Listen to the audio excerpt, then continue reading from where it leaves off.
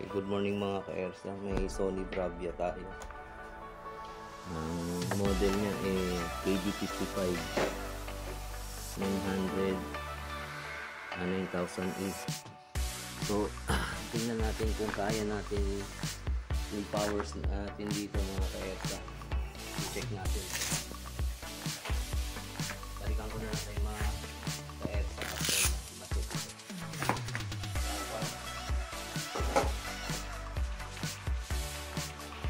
Okay mga ka-Ersa, for record lang, ito yung ginawa natin na walang image pero buhay ang backlight. Mostly dito to sa mga Sony na model.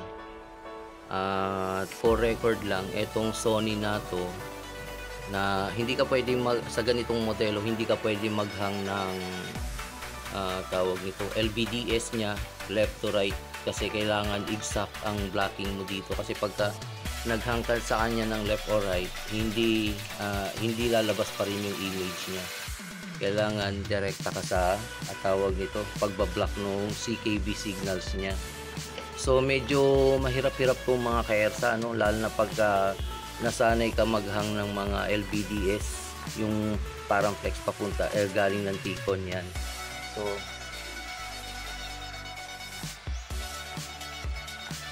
ayan mga ka-Ersa, wala kung connected na sa wifi dito. Ang lang natin yung mga menu niya sa Netflix niya. Check natin mga ka-Ersa. Magano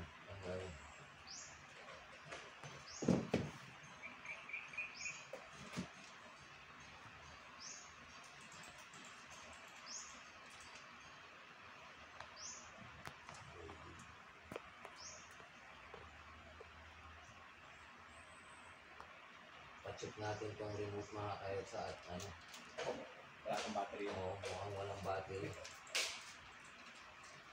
Yan, battery. Ayun, okay.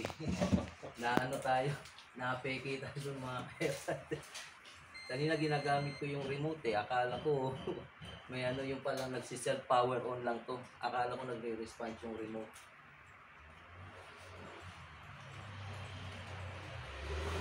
Natin si Sir ang Okay mga ka-Ersa, so eto, re-update tayo sa no image, buo yung backlight. Yan, lumabas na siya, nagtitest na lang kami ni Sir, and afterwards nito sasarado ko na siya. Kaso mahina yung wifi namin dito sa labas, although connected na, pero yan, may display na siya mga ka-Ersa. Ito, yan. Okay mga ka-Ersa, thumbs up na natin ito. Okay na siya, napalabas natin yung image. And God bless din sa lahat.